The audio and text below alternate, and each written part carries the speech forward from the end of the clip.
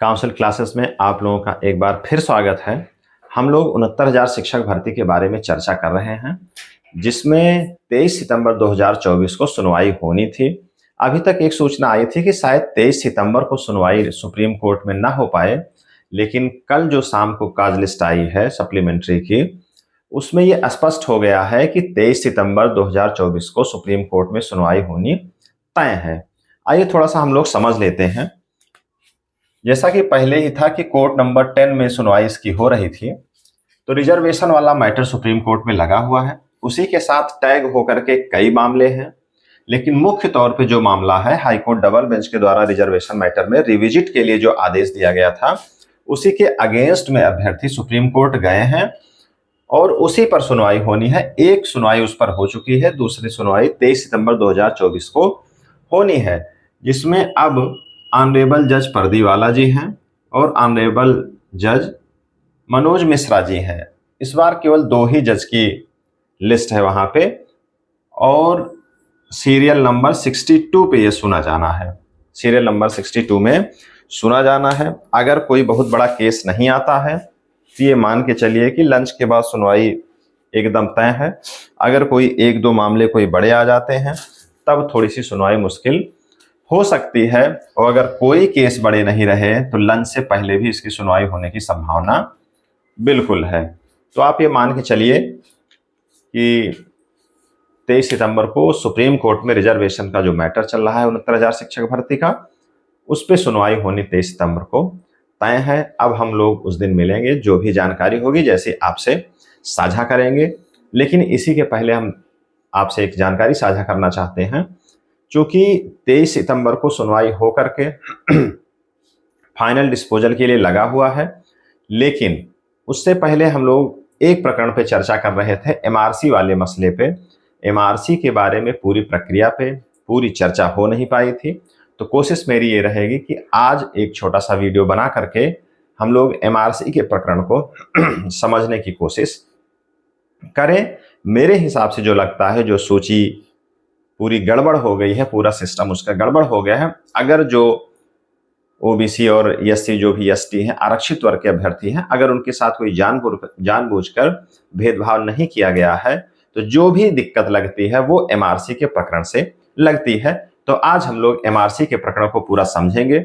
मेरे समझ से एमआरसी के प्रकरण को पूरा समझने के बाद ये लगने लगता है कि हाँ, कुछ घालमेल यहाँ से भी हुआ है। तो और एक नई जानकारी ये है कि बेसिक में नई शिक्षकों की भर्ती के बारे में, जो प्राइमरी में शिक्षक की भर्ती का मामला चल रहा है, चूंकि प्रयागराज में अभ्यर्थी धरना दे रहे हैं, जो बीटीसी बीएड के कैंडिडेट हैं वो धरना दे रहे हैं, चूंकि बीएड को अब इसमें शामिल नहीं होना है प्राइमरी की भर्ती में। लेकिन आयोग के पास बीएड से संबंधित कई प्रकार के पद हो सकते हैं, जैसे टीजीटी का पद है।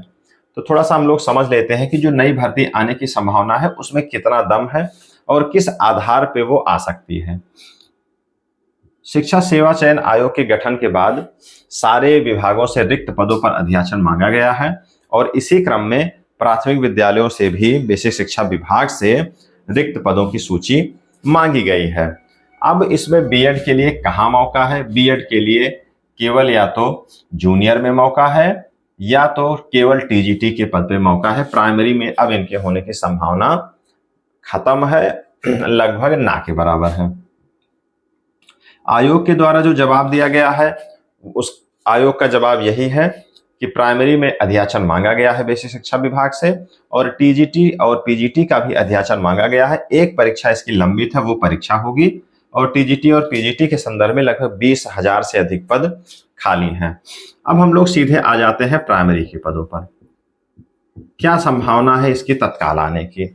बेसिक शिक्षा विभाग में समायोजन की प्रक्रिया चल रही है, मतलब जिन विद्यालयों में सरप्लस अध्यापक हैं और जिन विद्यालयों में कम हैं उनको समायोजित किया जा रहा है। अब समायोजन के बाद ही ये कंफर्म हो पाएगा कि जो शिक्षक और छात्र का अनुपात है वो कितना है, कितने रिक्त पदों की आवश्यकता है, अर्थात विभाग में कितने पदों की आवश्यकता है। ये मामला सेट करने के बाद ही पता चलेगा। प्रमोशन की भी प्रक्रिया चल रही है, और सबसे बड़ा जो मसला है वो मर्ज करने के बारे में प्रक्रिया सोचा जा रहा है। अभी इसकी कोई प्रक्रिया नहीं चल रही है, लेकिन 50 से कम जहां पे छात्र हैं जिन प्राइमरी विद्यालयों में, वहां सूचना मांगी गई है और ये कहा जा रहा है कि 50 से कम वाले जो भी स्कूल हैं उनको बंद कर दिया जाएगा और बगल के जो भी विद्यालय हैं जहां 50 से अधिक की संख्या है वहां पर उनको मर्ज कर दिया जाएगा। तो निश्चित तौर पे आप इतना तो समझ पा ही रहे होंगे कि अगर वो विद्यालय बंद किए जाएंगे तब अध्यापक वहां से बगल शिफ्ट हो जाएंगे और जो छात्र हैं उनमें थोड़ी सी कमी देखने को आपको मिल सकती है, क्योंकि जितने छात्र हैं वो बगल विद्यालय में एडमिशन नहीं कराएंगे, तो यहां से भी अध्यापकों के सरप्लस होने की संभावना दिखती है। अगर मर्ज वाली ये प्रक्रिया है, अगर ये परवान चढ़ती है, तो थोड़ा सा आप ये निराश हो सकते हैं कि भर्ती प्रक्रिया आने में विलंब हो सकती है, पदों की संख्या घट सकती है। अगर इस प्रक्रिया पे कोई अमली जामा नहीं पहनाया गया, इस पे कोई रोक लगती है या केवल ये सूचना मात्र है, विचार करने के लिए है कि भविष्य में क्या होगा, तो समायोजन की प्रक्रिया जैसे समाप्त होती है आपको प्राथमिक विद्यालयों में भर्ती देखने को मिल सकती है। तो ये जानकारी है और अध्याचन मांगा गया है, तो वहां से कुछ न कुछ विभाग अपनी एक रिपोर्ट लगाएगा। और इससे पहले सरकार ने, विभाग ने ये माना है कि 51,000 से अधिक पद आपके यहाँ खाली हैं बेसिक शिक्षा विभाग में। सुप्रीम कोर्ट में हलफनामा भी दिया गया है और अभी हाई कोर्ट की बेंच ने भी एक आदेश दिया है कि 27,000 जो भी रिक्त पद हैं पिछली भर्ती के 68,500 के 68,000 के, उसमें जो भी 27,000 पद हैं उनको भी भरा जाए। तो अगर 51,000 उधर और 27,000 इनको ले लें तो लगभग आप मान के चलिए 97,000 पदों पर रिक्ति होने की संभावना है।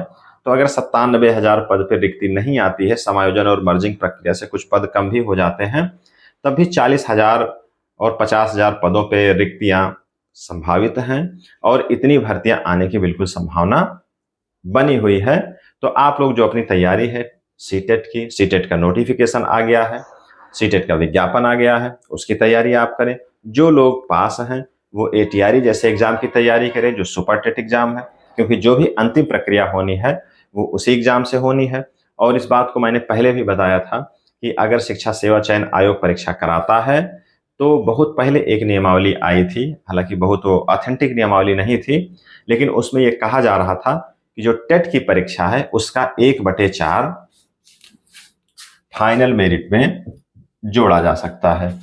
टेट में आपने जितना अंक प्राप्त किया है उसका 1/4 हिस्सा फाइनल मेरिट में जोड़ा जाएगा। इसलिए जो भी, चाहे सीटेट की परीक्षा आप दे रहे हैं, चाहे टेट की परीक्षा आप देंगे, जब भी विज्ञापन आएगा, और चूंकि एकेडमिक का भी रोल रहेगा, अभी उसके बारे में स्पष्ट गाइडलाइन नहीं है, तो इन सारी प्रक्रिया पे आप बिल्कुल नजर बनाकर रखें, क्योंकि जब भर्ती आ जाती है, जब विज्ञापन आ जाता है, तब इतना समय नहीं रहता है जिसकी बाट जोह रहे हैं आप पिछले 6 साल से।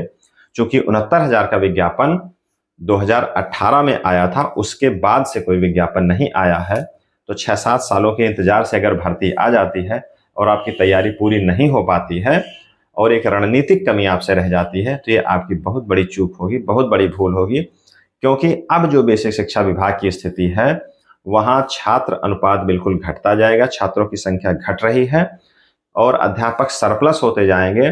अगर एक भर्ती आ गई तो उसके बाद भर्ती फिर कब आएगी ये कहना बहुत ही मुश्किल है। तो इसलिए आप बिल्कुल अपनी तैयारी एकदम जारी रखें। तो ये अपडेट रही, 2 प्रकार की अपडेट अभी यहाँ पे देने का प्रयास किया गया है। एक 69,000 भर्ती में जो रिजर्वेशन का मैटर सुप्रीम कोर्ट में चल रहा है, 23 को उसकी सुनवाई तय है। लगभग मान के चलिए कि सुनवाई हो जानी है, क्योंकि लिस्ट में थोड़ा सा नंबर ज्यादा है, तो इसलिए हो सकता है कम समय दिया जाए या जो कुछ संभावना हो।